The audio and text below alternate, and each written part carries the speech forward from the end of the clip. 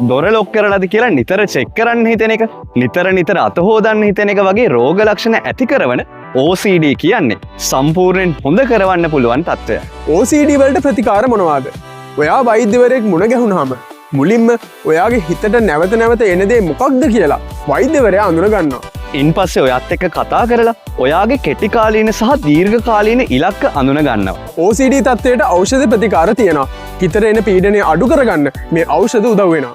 මේකට චර්යාත්මක ප්‍රතිකාර ක්‍රමත් තියෙනවා. මේකෙදි ඔයාගේ හැසිරීම් රටාව ටිකෙන් ටික වෙනස් කරගන්න උදව් වෙන ක්‍රියාකාරකම් සිදු කෙරෙනවා. මේ දෙකේම එකතුවෙන් හිතා හොඳ ප්‍රතිඵලයක් ලබා ගන්න පුළුවන්. ඉතින් OCD තත්ත්වයේ තියෙන කෙනෙක් වෙනුවෙන් යාළුවන්ට සහ පවුලේ අයට කරන්න පුළුවන් දේවල් මොනවද?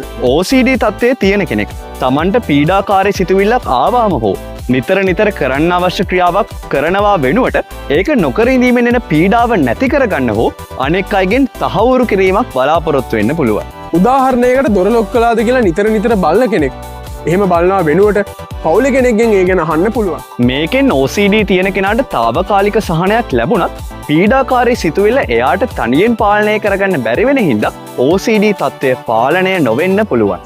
මේ නිසා OCD තියෙන කෙනෙක්ගේ යහළුවන් සහ පවුලේ අය මේ විදිහට තහවුරු කිරීමෙන් වළකින්න ඕනේ. OCD තියෙන කෙනෙක් තමන්ටම උදව් කරගන්නේ කොහොමද? එහෙම කෙනෙක් තමන්ගේ හිතරෙන කරදරකාරී සිතුවිල්ලට අදාළ ක්‍රියාකාරකම නොකර ඉන්න බලන්න ඕන. ඒ කියන්නේ නිතර අත හොදන්න හිතනකොට නිතර දොර ලොක් කරලාද බලන්න හිතනකොට ඒ දේවල් නොකර ඉන්න ඕනේ. එහෙම නොකර ඉඳීමෙන් හිතේ ඇතිවෙන ආතතිය වෙලාව ගත වෙද්දි නැති වෙලා යන බවත් OCD තියෙන කෙනෙක් තේරුම් ගන්න ඕනේ. OCD වල රෝග ලක්ෂණ සහ OCD වලට තියෙන ප්‍රතිකාර ක්‍රම ගැන අපි වීඩියෝ දෙකකින් කතා කළා.